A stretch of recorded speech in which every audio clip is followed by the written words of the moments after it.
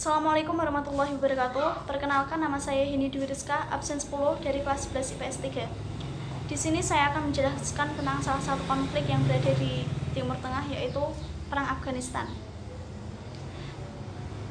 Perang ini dimulai dengan invasi ke Afghanistan pada 7 Oktober 2001 untuk menggulingkan pemerintahan Taliban yang dinilai mendukung atau menyembunyikan Osama bin Laden, pimpinan organisasi Al-Qaeda. Invasi militer Amerika Serikat di Afghanistan sejak itu telah menjadi perang terpanjang sejak Perang Vietnam dan menelan biaya perang yang sangat besar, melebihi 100 miliar dolar Amerika Serikat. Hingga saat ini, perang masih berlangsung dengan sengit walaupun telah banyak korban jiwa berjatuhan. Serangan teroris yang membajak 4 pesawat jet penuh penumpang pada 11 September 2001 menghebohkan dunia. Diketahui bahwa para pembajak merupakan anggota kelompok militan Islam bernama Al-Qaeda dan mereka menabrakkan pesawat ke menara kembar tersebut dalam rangka misi bunuh diri. Kurang dari 2 jam kemudian, kedua menara tersebut runtuh. Pesawat ketiga ditabrakkan ke Pentagon di Virginia, sedangkan pesawat keempat jatuh di dekat lapangan Scansville, Pennsylvania sebelum bisa mencapai tujuan. Serangan ini membuat korban tewas sejumlah 3.000 orang hingga dicap sebagai serangan teroris yang paling dahsyat di dalam sejarah dunia. Penyebab perang Afghanistan yaitu 1. Perang untuk melawan terorisme. Afghanistan telah ditetapkan sebagai negara yang mendukung tindakan terorisme dan bertanggung jawab untuk penyerangan gedung WTC di Amerika Serikat. Oleh karena itu, penyebab perang Afghanistan hingga saat ini telah berlangsung selama 17 tahun. Masih digadang-gadang menjadi perang melawan teroris, dan alasan mengapa tentara Amerika Serikat dan lainnya masih ditempatkan di Afghanistan sampai sekarang. 2. Pemberantasan Taliban. Serangan 11 September 2001 tersebut sudah dipastikan didalangi oleh Al-Qaeda yang dipimpin oleh Osama bin Laden.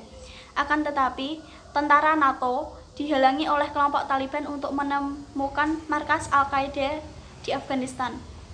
Hal ini itulah yang menjadi alasan untuk pasukan NATO melakukan serangan ke Afghanistan untuk menghancurkan pertahanan milisi Taliban demi bisa memburu kelompok Al-Qaeda yang telah melakukan terorisme. Kelompok Taliban sendiri dikatakan merupakan dalang dari kejahatan terhadap warga Afghanistan dan juga Iran. Mereka adalah gerakan nasionalis beraliran Islam Sunni yang menguasai hampir seluruh wilayah Afghanistan sejak 1994 hingga 2001 dan konon banyak melakukan kejahatan serta pelanggaran hak asasi manusia di Afghanistan. 3. Melawan Al-Qaeda. Kelompok ini dianggap sebagai otak dari serangan yang terjadi pada tanggal 11 September tersebut. Al-Qaeda sendiri adalah sebuah organisasi paramiliter berbasis Islam Sunni yang memiliki beberapa tujuan utama. Salah satunya adalah mengurangi pengaruh dari luar terhadap kepentingan Islam. Amerika, Uni Eropa, PBB, dan negara lain menggolongkan Al-Qaeda yang didirikan oleh Osama bin Laden, Abdullah Azzam, dan beberapa orang lainnya untuk menghimpun kekuatan dalam rangka mengusir Uni Soviet dari Afghanistan sebagai organisasi teror internasional. 4. Pengakuan Osama bin Laden. Pada awalnya, Al-Qaeda tidak mengakui keterlibatan dalam peristiwa 9 September tersebut, tetapi pada tahun 2004, secara mengejutkan, Osama bin Laden mengklaim keterlibatannya dalam serangan tersebut.